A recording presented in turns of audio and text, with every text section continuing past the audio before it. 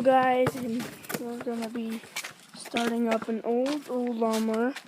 If you can see, this is very old. It even runs on a belt. A belt, yeah. See that? Right there. Don't mess with that, huh?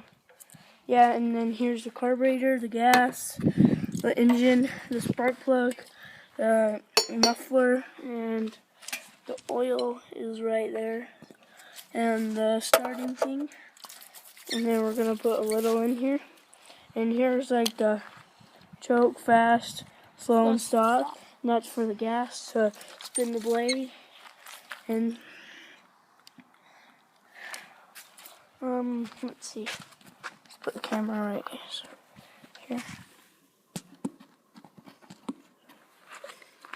And as you can see, it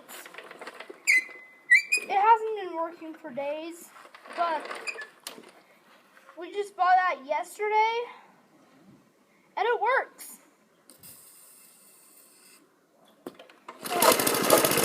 See?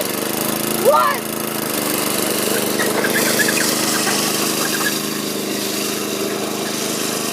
That's what I looked at. Oh yeah, that's how it works.